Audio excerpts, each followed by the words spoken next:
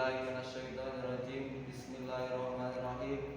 Alhamdulillahirabbil alamin. Wassalatu wassalamu ala asrofil anbiya'i wal mursalin wa ala alihi wa sahbihi ajma'in, amma ba'du.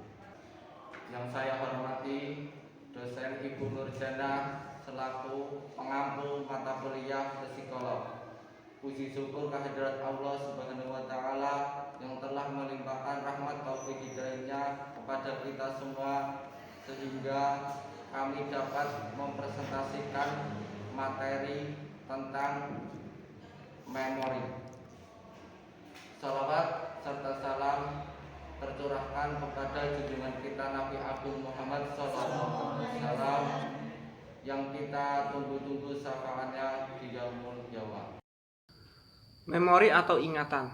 Sebelum kita memasuki pengertiannya, dalam kehidupan sehari-hari, pemrosesan informasi dalam memori merupakan hal yang sangat penting dalam lingkungan maupun dalam kegiatan pembelajaran. Tanpa adanya ingatan atau memori, kita tidak dapat mengingat suatu kejadian dan apa yang semestinya kita lakukan. Menurut para ahli, ingatan merupakan hubungan antara pengalaman dengan masa lalu. Jadi pada dasarnya manusia itu memiliki ingatan. Dalam hal ini manusia memiliki kemampuan dalam menerima, menyimpan, dan menimbulkan kembali kejadian-kejadian yang telah berlalu. Contoh, manusia dapat mengingat suatu kejadian. Dalam hal ini, kejadian tersebut benar-benar pernah dialaminya. Kemudian kejadian itu dimasukkan ke dalam jiwanya dan disimpan, kemudian dapat ditimbulkan kembali dalam suatu kesadaran. Jadi,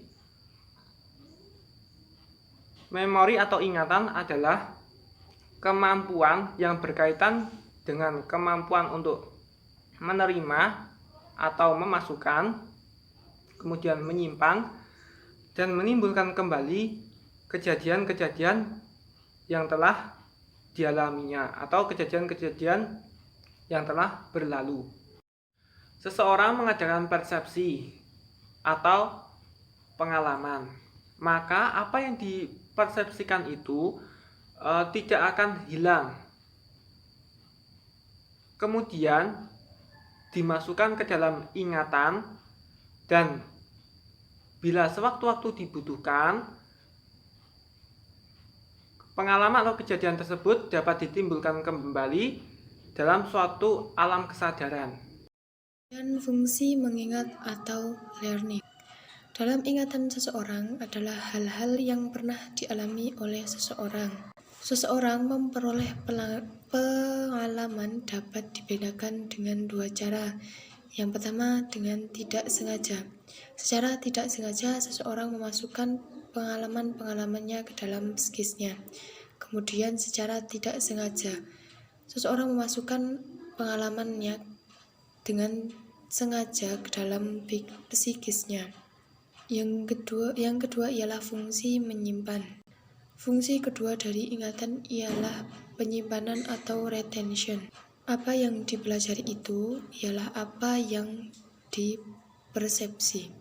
Problem yang timbul berkaitan dengan fungsi ini ialah bagaimana agar yang telah dipelajari dan apa yang telah dimasukkan itu dapat disimpan dengan baik, sehingga pada suatu waktu dapat ditimbulkan dan dapat apabila dibutuhkan. Seperti diketahui, apabila kita melakukan proses belajar akan meninggalkan jejak-jejak atau traces dalam jiwa seseorang. Traces ini sementara waktu disimpan dalam ingatan, pada suatu waktu dapat ditimbulkan kembali, atau jejak-jejak ini disebut dengan memory traces. Memory traces dapat hilang dan juga dapat berubah, tidak seperti semula. Dan kemungkinan bagian-bagiannya akan berubah, sehingga apabila ditimbulkan kembali, untuk diingat, apa yang muncul tidak akan seperti apa yang telah dipelajari. Yang ketiga, fungsi menimbulkan kembali. Dalam menimbulkan kembali, hal-hal yang dapat ditempuh dengan dua cara, yaitu 1. Mengingat kembali. Orang dapat mengingat kembali dengan tidak dibantu dengan objek lain. Yang kedua, mengenal kembali. Perang dapat menimbulkan kembali apa yang telah diingat dan yang pernah dipelajari dengan bantuan adanya objek. Ingatan manusia terbatas. Kadang-kadang manusia tidak dapat mengingat secara tepat seperti apa adanya, tidak lengkap, bahkan tidak cocok dengan keadaan sebenarnya. Hal ini disebabkan oleh beberapa macam, yaitu cara memasukkan yang kurang tepat, kecerobohan pada waktu mempersepsi atau pada waktu belajar, dan gangguan emosi. Di sini saya akan menjelaskan materi tentang kelupaan. Kelupaan adalah proses ketidakmampuan menyebut atau memproduksi kembali apa-apa yang sudah kita pelajari. Menurut ahli, yaitu seperti Gulo dan Reber, mendefinisikan bahwa lupa itu adalah sebagai proses atau ketidakmampuan mengenal kembali atau mengingat kembali apa yang sudah kita pelajari. Menurut penelitian, dahulu banyak yang mendefinisikan sebab utama dalam pelupa itu adalah lamanya interval atau lamanya dalam mengingat sesuatu yang sudah kita pelajari. Tetapi pendapat itu tidak dibenarkan setelah para ahli melakukan penyelidikan yang lebih lanjut. Mereka atau orang-orang sekarang cenderung lebih menerima pendapat bahwa lupa itu disebabkan oleh apa yang diamati, bagaimana situasi pada saat kita mengamati, terus apakah proses mengamati itu terjadi pada waktu yang selang. Terus dalam kelupaan itu pastinya ada penyebabnya. Yang pertama yaitu gangguan konflik. Gangguan konflik seperti kita menghafal materi satu dengan yang lainnya, pastinya akan bercampur satu sama lain. Terus yang kedua adalah tekanan. Tekanan pada saat menghafal atau mengingat kembali materi yang sudah kita pelajari setelah melalui pengalaman. Yang ketiga, sikap dan minat. Perubahan sikap dan minat kita dalam mempelajari sebuah materi atau perilaku. Yang terakhir adalah perubahan urat saraf otak. Pastinya mindset kita atau otak kita pastinya berubah dari masa kecil sampai sekarang, pastinya berubah dari masa kanak-kanak ke masa remaja ke masa dewasa. Yang kedua, saya akan menjelaskan tentang materi belajar. Perubahan proses belajar itu bisa bersifat permanen, yaitu bertahan lama. Sebagai contoh, pada saat kita kecil kan belum bisa membaca, terus kita masuk ke TK itu belajar membaca. Kenapa sampai sekarang kita dapat membaca? Itu karena proses belajar kita dari kecil.